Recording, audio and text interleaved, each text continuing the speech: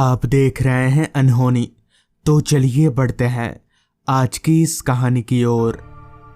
ये घटना मेरे पापा के साथ तब पेश आई थी जब उनकी उम्र महज 22 या 23 साल की रही होगी। हालांकि उन दिनों दादाजी जिंदा थे, इसलिए पापा के ऊपर कमाने का इतना प्रेशर नहीं था। मगर फिर भी पापा टाइम पास करने के लिए पढ़ाई के साथ ही साथ शहर की एक दवा दुकान में काम किया करते थे। उन दिनों शहर और गांव में काफ़ी फ़र्क हुआ करता था। शहर के मुकाबले गांव में नौकरियां काफ़ी कम थीं, इसलिए गांव के ज़्यादातर लोग कमाने शहर जाया करते थे। शहर से हमारा गांव यहीं कोई 4-5 किलोमीटर दूर था, तो पापा पैदल ही आना जाना किया करते थे। सब कुछ सही चल रहा था। एक बार की बात है, रात के तकरीबन 9-9:30 बजे पापा अपने काम से घर की तरफ लौट रहे थे। हालांकि रात बहुत नहीं हुई थी, मगर रास्ते पर उन दिनों जल्दी ही सन्नाटा पसर जाया करता था। और जब पापा चलते चलते शहर को पीछे छोड़ गांव की तरफ आए तो रास्ता और भी ज़्यादा सुनसान दिखने लगा। रात हर पल गहराती जा रही थी। चलते चलते पापा अब एक छोटे से पुल के पास आ चुके थे। पापा ने अभी उस पुल पर कदम रखा ही था कि तभी उनकी नज़र पुल के एक किनारे पर खड़ी एक लड़की पर गई। पापा को बड़ा अजीब लगा कि आखिर ये लड़की इतनी रात गए इस पुल पर कर क्या रही है। खैर, पापा उस लड़की को नज़रअंदाज करके आगे बढ़ने लगे। पापा अभी आगे बढ़ ही रहे थे कि तभी उन्हें किसी की सिसकियां सुनाई दी। क्योंकि उस वक्त वहां पापा और उस लड़की के अलावा और कोई मौजूद नहीं था, तो जाहिर सी बात है वो लड़की ही रो रही होगी। जिस बात को नज़रअंदाज कर पापा वहां से आगे बढ़ गए और फिर चलते चलते सीधे घर जाकर ही रुके। अगली सुबह पापा काम पर पहुंचे और फिर रात के 9 बजे तक काम से उनको छुट्टी मिली, तो पापा घर की तरफ चल पड़े। मगर आज मौसम के मिजाज काफ़ी बिगड़े बिगड़े से लग रहे थे। आज आसमान पर काले बादलों का जमावड़ा था। रह रहकर बिजलियां चमक रही थी और बादल गरज रहे थे। पापा को डर था कि कहीं बारिश आ गई तो वो फंस जाएंगे, क्योंकि उनके पास छाता नहीं था। लिहाजा पापा जल्दी जल्दी अपने कदम चलाने लगे। समय हर पल बढ़ता ही जा रहा था, जिसके साथ ही साथ मौसम और भी खराब होता जा रहा था। चलते चलते पापा अब फिर से उसी पुल के पास पहुंच चुके थे। तभी पापा को पुल पर फिर से वही लड़की नजर आई, मगर इस बार वो लड़की पुल की रेलिंग पर बैठी हुई थी। पापा को थोड़ा आश्चर्य हुआ कि आखिर ये लड़की रोज रोज रात में पुल पर क्या करती है, मगर पापा ऐसे उस लड़की से कुछ पूछ भी नहीं सकते थे। लिहाजा वो पुल पर आगे बढ़ने लगे। चलते चलते पापा अभी उस लड़की के पास से गुजर ही रहे थे कि तभी उस लड़की ने पापा से कहा, सुनिए जरा। उस लड़की की आवाज़ सुन पापा ने अपने आसपास देखा, मगर वहां उनके अलावा और कोई शख्स नहीं था। इसका मतलब कि वो लड़की पापा से ही बात कर रही है। जिस पर पापा ने उस लड़की के करीब जाते हुए कहा, जी बोलिए, क्या हुआ। पापा ने पहली बार उस लड़की का चेहरा ध्यान से देखा।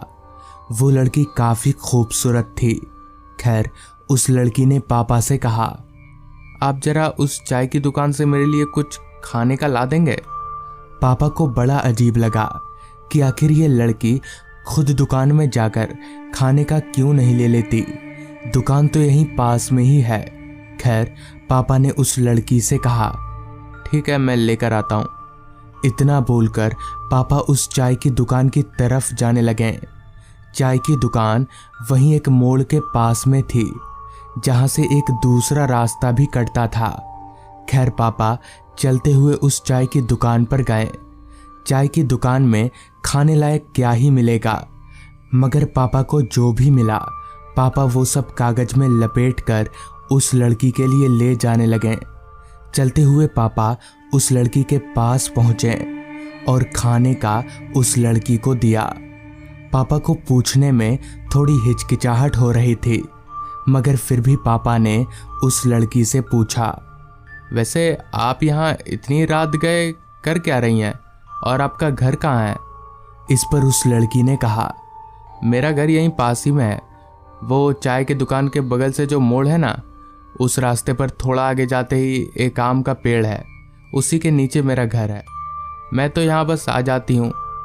अभी पापा और वो लड़की बात कर ही रहे थे कि तभी अचानक से एक तेज बादल गरजने की आवाज के साथ बारिश चालू हो गई। बारिश काफी तेज थी।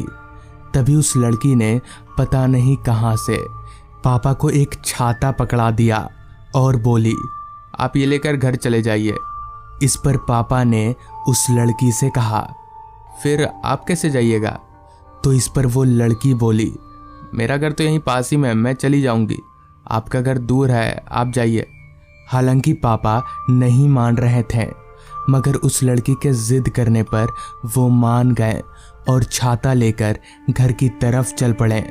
बारिश काफी तेज और मूसलाधार थी। पापा जैसे तैसे खुद को बारिश से बच बचाकर घर पहुंचे। उस रात पापा चैन से सो नहीं पाए। उन्हें उस लड़की की ही फिक्र सताती रही कि आखिर वो लड़की इस बारिश में घर कैसे गई होगी। पापा ने मन ही मन तय कर लिया था कि वो कल सुबह ही उस लड़की के घर छाता लौटाने जाएंगे। जैसे तैसे पापा उस रात सो गए। अगली सुबह घर से काम के लिए पापा जल्दी ही निकल गए और चलते चलते उस मोड़ पर पहुंचे जहां से एक रास्ता उस लड़की के घर की तरफ जाता था। लिहाजा पापा उस रास्ते पर आगे बढ़ने लगे। उस रास्ते पर आसपास कोई घर नजर नहीं आ रहा था, जब तक कि पापा एक आम के पेड़ के पास नहीं पहुंच गए। उस पेड़ के ठीक नीचे ही एक छोटी सी झोपड़ी थी, मगर अजीब बात तो ये थी कि उस झोपड़ी के दरवाजे पर ताला लगा हुआ था। पापा को कुछ समझ नहीं आया। वो वापस मोड़ की तरफ जाने लगे। उन्होंने सोचा कि मोड़ पर उस चाय वाले से पूछ लूंगा।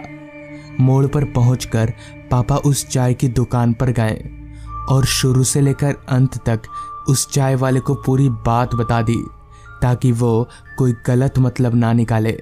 पापा की सारी बात सुन उस चाय वाले ने पापा से कहा, ये क्या बोल रहे हैं भाई साहब आप? ऐसा तो नहीं हो सकता, क्योंकि वो लड़की तो परसों ही मर चुकी है। इसी पुल से कूदकर तो उसने अपनी जान दी थी। कल सुबह ही थी उसकी लाश बरामद हुई है। पापा के पैरों तले की जमीन निकल गई। उन्हें इन सब बातों पर यकीन नहीं हो रहा था, मगर तभी पापा को याद आया कि वो जब परसों रात को घर लौट रहे थे, तब उन्होंने उसी लड़की को वहां पुल पर रोते हुए देखा था। पापा के हाथ पैर जोर जोर से कांप रहे थे। उन्हें समझ नहीं आ रहा था कि अब क्या करें। किसी तरह पापा काम पर गए। उस रात जब पापा उस पुल के पास से घर वापस लौट रहे थे, तो उन्हें वहां कोई लड़की नहीं मिली। उस घटना के बाद पापा के दिमाग में एक ऐसी छाप छूट गई कि पापा ने कुछ ही दिनों में वो दवाई दुकान वाला काम ही छोड़ दिया और कई दिनों तक पापा बीमार भी थे, मगर वो लड़की पापा को फिर कभी नहीं दिखी। तो दोस्तों, ये थी आज की कहानी। अगर आपको ये कहानी पसंद आई हो तो चैनल को ज़रूर सब्सक्राइब कर लें। तो मैं आपका दोस्त आर्यन जल्द ही मिलूँगा आपसे ऐसी ही एक कहानी के साथ।